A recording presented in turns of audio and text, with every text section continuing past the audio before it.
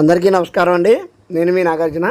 ఈరోజు మీరు వీడియోలో చూడబోయేది శ్రీశైలం శ్రీ మల్లికార్జున స్వామి దేవస్థానం అండి. ముందుగా మనం డోర్నాల్ చేరుకున్నామండి.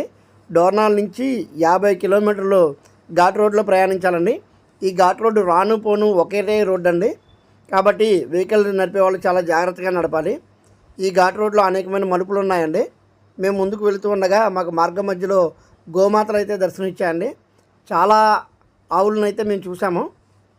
దారి పొడవునా చాలా ఆవులు ఉన్నాయండి. ఇంకా వన్యప్రాణులు కూడా ఉంటాయంటండి.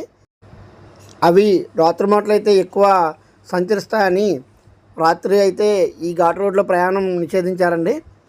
అలా వెళుతూ ఉండగా ఆ కొండల మధ్యలో ఆ ఘాట్ రోడ్లో వెళ్తుంటే చాలా వింతైన అనుభూతి కలిగిందండి.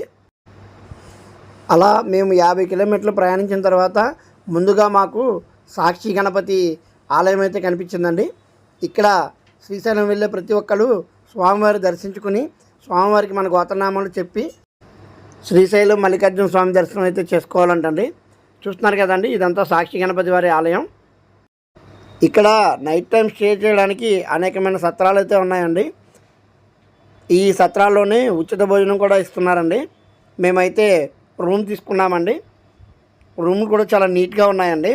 ఈ నైట్ అయితే ఇక్కడ స్టే చేసాము. మార్నింగ్ స్వామివారి దర్శనం అయితే చేసుకున్నామండి. స్వామివారి ఆలయంలో ఫోన్కి నో ఎంట్రీ అండి.